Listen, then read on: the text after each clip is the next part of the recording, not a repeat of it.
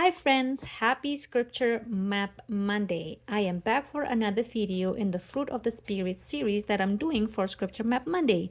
The first video I did was on the word of love, the first fruit.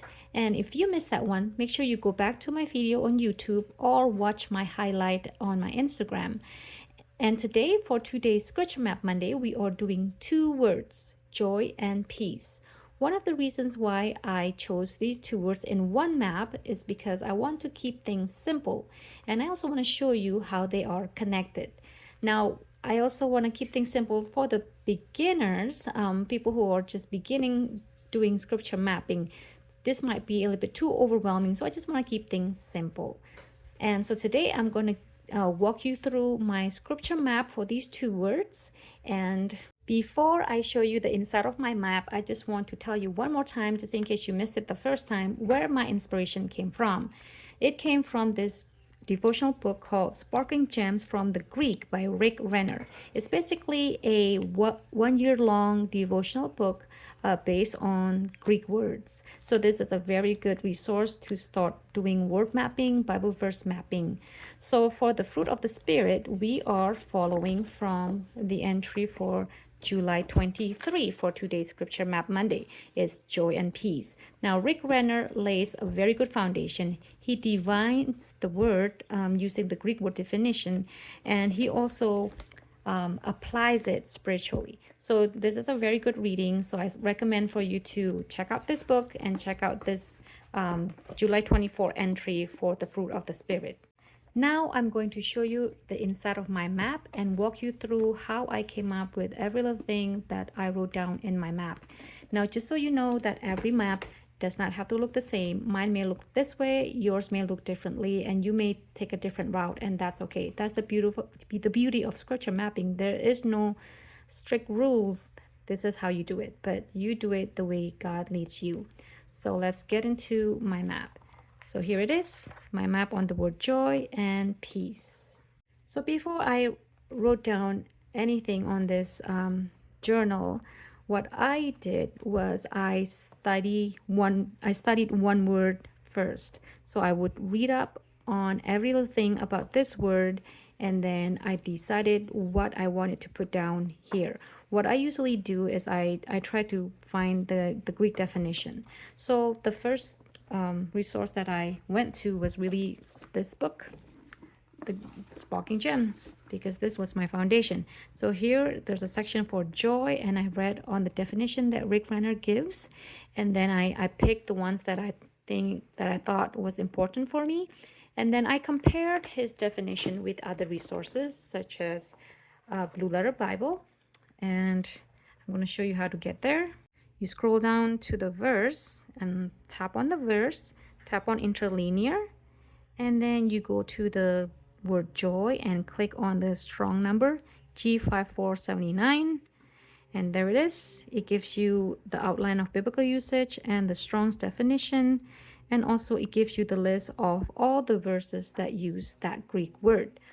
So I compared the definitions here, and then I went to another source to compare the definition, and that source is Precept Austin. So Precept Austin is basically a website that gives commentary of word study verse by verse. Now, for some reason, when I click on here and I go to verse by verse and I go to Galatians 5:22, it doesn't really give me the word study. So what I did, I type in here the word chara for the word joy. After I did that, I clicked search, and then this came up, and this gives you the whole study on that word chara, the Greek word chara. So I read up on this, and then once again I picked what I thought was important to me, and then I summarized it, I combined everything, and I put it down here. And then the word chara, according to all these sources, especially Blue Letter Bible and also Precept Austin, the word chara was derived from the word charis, which means grace. Now, Rick Renner points out that because it's related to the word grace, the word chara, or this word joy, is not really a human-based happiness that comes and goes. It has a divine origin, and it's a spirit-given expression that flourishes best when times are strenuous, daunting, and tough. And I like that. So I wrote it down here, and then I'll also connect it to the text that he gave, and also look up some text based on 1 Thessalonians 1 verse 6, that joy came from the Holy Ghost, from the Holy Spirit. No humans can produce it. So, and also looked up some other texts. Colossians 1 verse 11, 2 Corinthians 8 verse 2 talks about how it relates joy with affliction. Every time the some Bible verses talk about affliction, it always connects it with joy. So this joy is definitely not just a random happiness, but it's really a feeling of inner gladness or delight on spiritual realities, and it's not based on circumstances. So it's really not your regular happiness. And then I usually would compare translations, and I would go here, and then I went back to the verse, and I went to translation comparison, and it seems like every Bible translation calls this word joy. So I didn't bother to write that down, so I didn't really do translation comparison here. But if that's what you want to do, feel free to do that. And then I went to Webster 1828 dictionary to see what kind of definition it would give me, and it didn't jump out to me, so I didn't write that down, and that's okay to skip those things. So I went to the next word that I was mapping, which was peace. So once again, I went to the same sources, the Sparkling Gems. It has a section on peace, and it gives a definition, and it gives some verses about it. And then I went to the Blue Letter Bible. Once again, I click on the verse, interlinear, and then I look for the word peace and click on the Strong's number. And there you go. You have the definition here, and also all the verses that use the same Greek word. And I compared the definition again, and then I went to Precept Austin and read up on the word peace. Now, interestingly, the word peace, it has a cultural background. I got this from Precept Austin, and Precept Austin mentions about this, that it has some cultural uses. So I wrote that down. So apparently the word Irene, which is the Greek word for peace, it was used for serenity, which a country enjoyed under the just and beneficent government of a good emperor. And it was also used of the good order of a town or village. Village had an official who was called the superintendent, or the village's Irene, the keeper of the public peace. Now I thought that was kind of interesting, to be the keeper of the public peace. And I feel like that's how we are as a Christian. We should be the keeper of the peace. And I wrote down here, and also wrote down the word Iro, where this word Irene came from, and wrote down what the definition of Iro. And Irene itself is basically the binding or joining together again of that which had been separated or divided, and thus setting at one again, a meaning to convey by the common expression of one having it all together. And I like that. And then I also got this from Precept Austin, that the word Irene is the root of the English word for serene and serenity. And then I went to Webster 1828 dictionary for the word peace. Now, Webster 1828 dictionary has about 8 definition of what the word peace is. And I look at them, and I found the one that really stuck out to me, and the one that could be applied in this is the definition number 5. So I wrote that down. It says freedom from agitation or disturbance by the passions. Now, peace is not just, a condition without war, but it's also freedom from the war of your passion, because we as Christians, we deal more with passions each day than any other external agitation, I can say. So such as fear, terror, anger, anxiety, or the like. Basically, quietness of mind, tranquility, calmness, quiet of conscience. So I like that, so I wrote it down here. And then I also found out that Irene is the Greek equivalent to the Hebrew word shalom. So I looked it up on gotquestions.org, what the word shalom means. And it means usually used as both as a greeting and farewell, but it also means completeness, soundness, welfare, and peace, applicable to an external peace between two entities, and it's also translated as success. So I thought that was kind of interesting, and instead of doing context, I used this space to write about shalom, since I also ran out of space in the map section. And then the last thing that I did was, I wasn't too concerned about doing context here, since I already did this context, so I wasn't too concerned to repeat that context. So that's why I used this space to write about shalom. And then the last thing that I did was doing cross-references. And as I said before, cross-references is very important to make sure what you're finding here on your map is seen throughout the Bible, that the whole Bible supports this. So to make sure that you're not just studying bits and pieces, but it shows the whole complete picture of the Bible.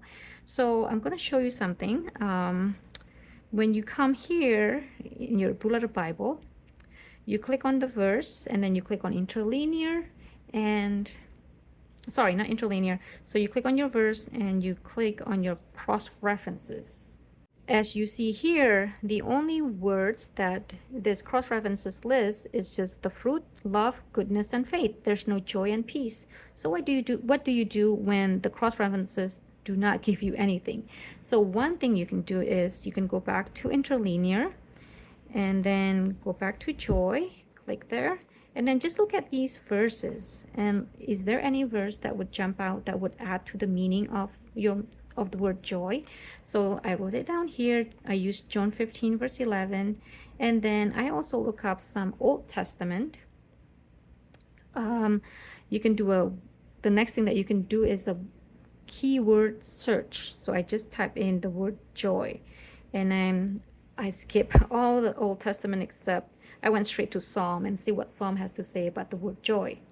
And what I wrote down is from Psalm 16 verse 11. And I want to talk a little bit about this.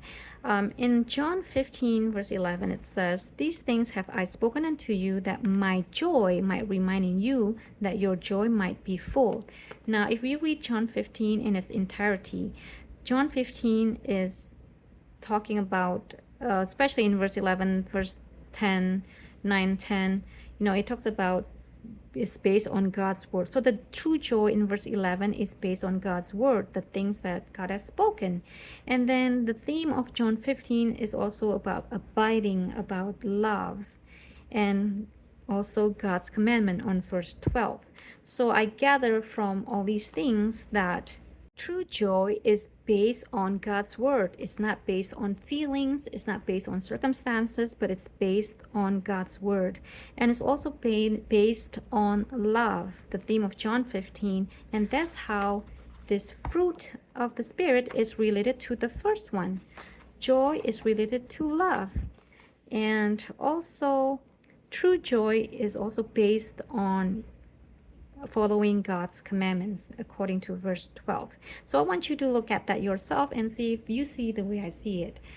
And also the next thing that I want to show you is, as I was doing my comparing scriptures, I found Proverbs 12 verse 20. And in Proverbs 12 verse 20, it says that joy is in the counselors of peace. So to have peace, you need to have joy. And that's how joy and peace are connected. So I wrote it down here to show the connection between joy and peace. And I really like that. Cross references for peace, I did the same thing. I did a keyword search, and I also looked up the verses that use the same Greek word, which I just showed you. And I came out with 1 Peter 3:11. It says, "Seek peace and ensue it." So peace is something that you can seek, or you should seek. There's a command here to seek and to ensue it. Colossians 3 verse 15, "And let the peace of God rule in your heart." So peace is a gift that you can refuse. Did you know that? So I thought that was a very good, intriguing thought. So I wrote it down here for me to ponder again in the future when I look at this map again. So that's how I came up with this map. And of course, I did some embellishment. I made this a little bit stand out, so that it just stands out when you read. It's not just text. So that's how I came up with this map.